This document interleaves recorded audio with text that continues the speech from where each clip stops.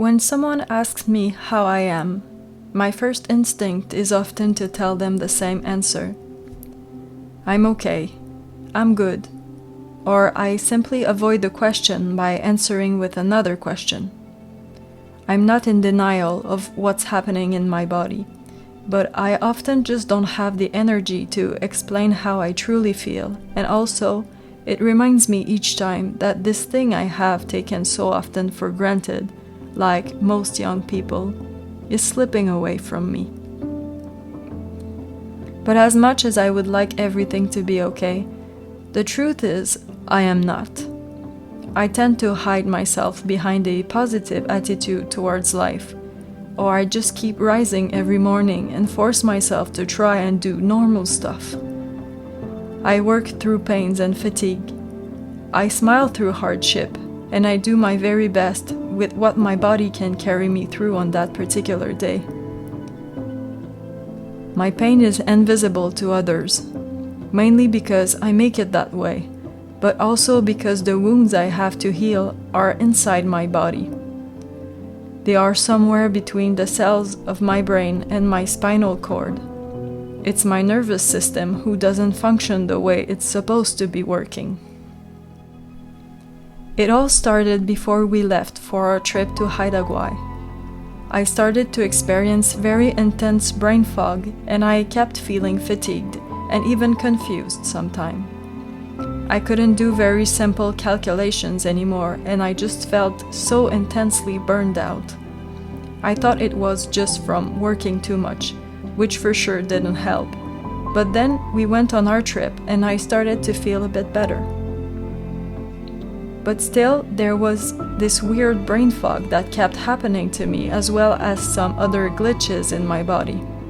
I was unable to regulate my body temperature normally, meaning I would become blue for being too cold, even in temperate temperature, or I would just be too hot and not produce sweat to cool me down.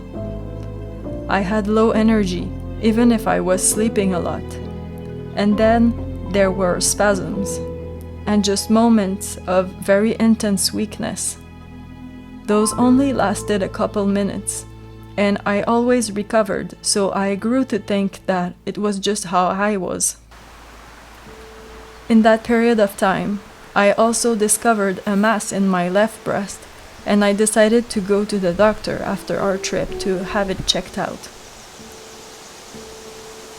When we came back, it was quite stressful because it was a pretty big bump, and I was scared it would turn out to be cancerous. Fortunately, it wasn't, but I don't know if it was from that stress or just from once again working a lot. But my body just gave me new symptoms that made me realize that something was wrong with me.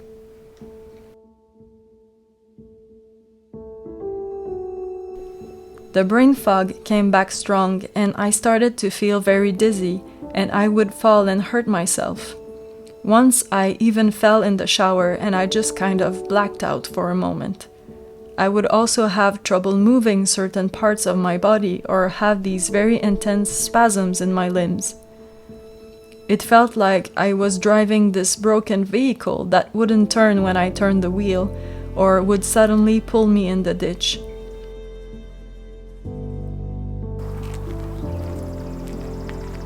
I was having sensory overloads, like if every sound became suddenly painful.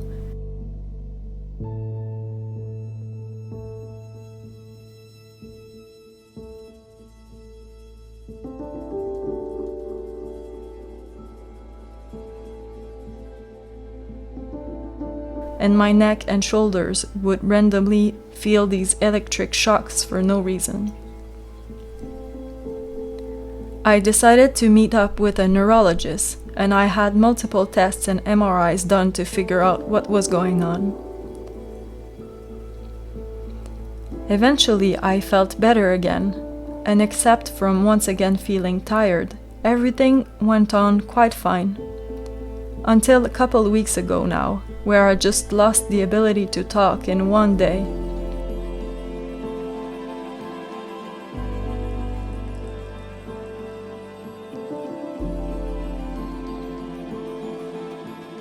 I remember speaking to the phone with my brother and just having to concentrate really hard to keep a good speech. When I hung up, I couldn't formulate another word. I couldn't translate my thoughts into words anymore, and I had no control over my vocal cords. The following days, they were either having spasms, which made it impossible to say anything clearly, or they just wouldn't make a sound.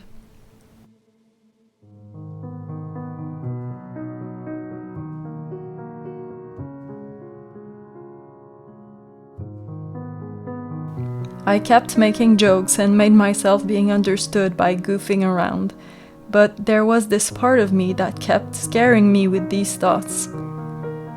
What if I stay like that forever? What if I'm mute for the rest of my life? What if my body just keeps on falling apart and doesn't want to carry me through all I wish to accomplish? What if one day my legs doesn't hold me anymore and I just keep being so exhausted with everything?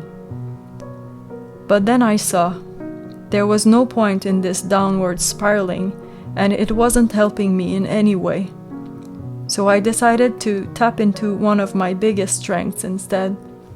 I started to think outside the box. I'm still in the process of being diagnosed, and the doctors haven't agreed on a formal diagnosis yet. But it looks a lot like multiple sclerosis, or some complication from Lyme's disease, which I had a couple years ago. But the truth is, in either way, there is no real treatment for these conditions, and probably for the rest of my life, I will have to live a bit differently than most people. But isn't it what I do anyway? From now on, here's what I'll do.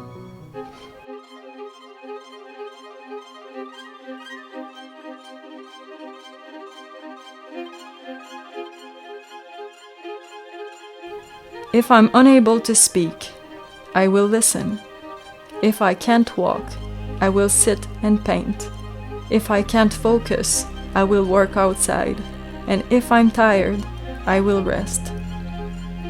I can't predict how I'm going to be in 5 years. So can't you. I can't predict what I will be able to do or unable to do. But one thing is sure, I'll make the most out of it.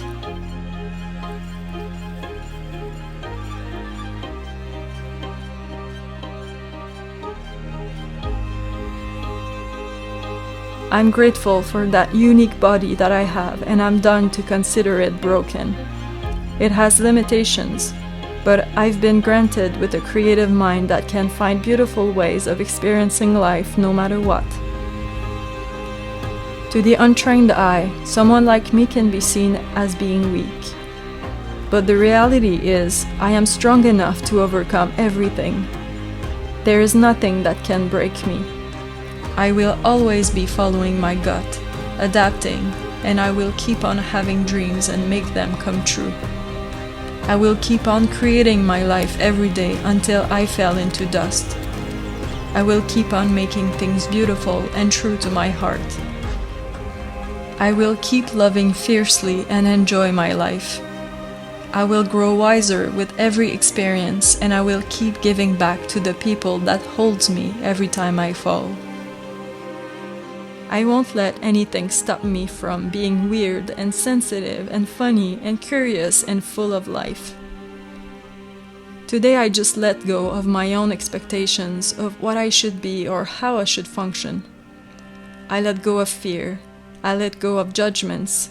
I let go of the pressure I put on myself and on others to always go past our limits. And instead, I surrender.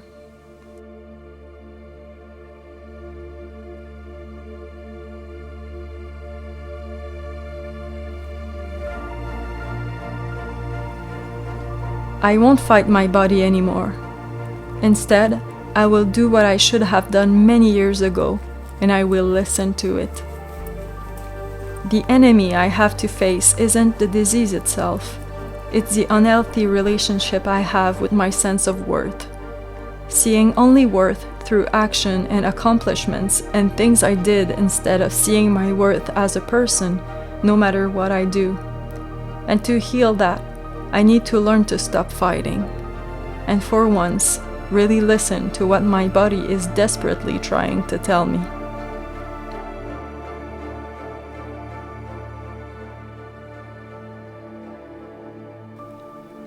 I find great healing in the subtle movements of nature.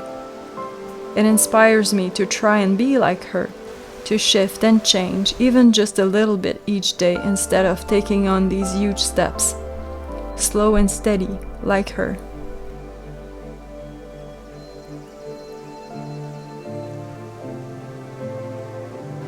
For every sick cell in my body, there's plenty of healthy ones to compensate.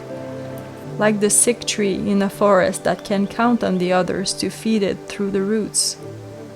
What's wrong inside of me is just a small part of the overall organism that I am, and even I'm just a little cell in this whole world.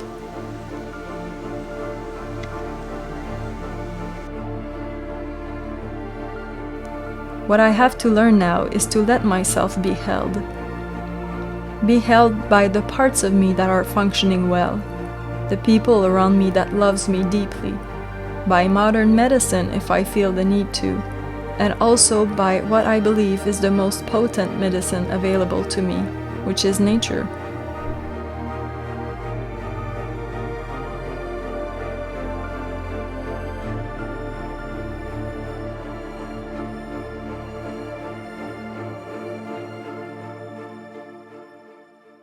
Even if there's no scientific proof that swimming in a river or hugging a tree can heal someone, I can feel how much I benefit from doing these things on a daily basis. When I don't take these moments for myself to reconnect, I feel worse, both in my body and mind. And I will let myself be held by Mama Earth as well. I know for sure it can only do me good.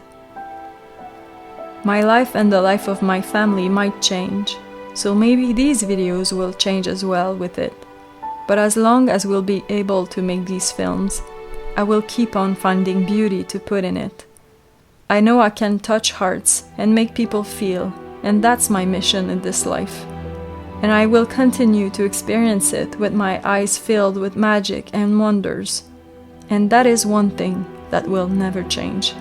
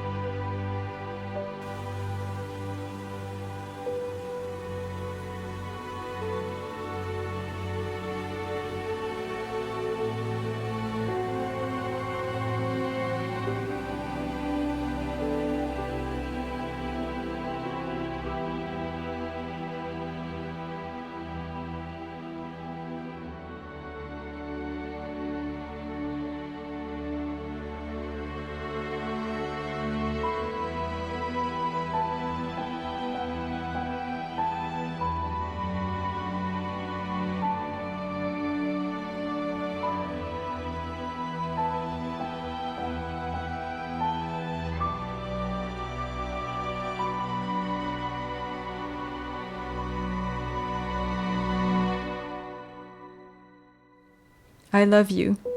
Take care and have a wonderful week.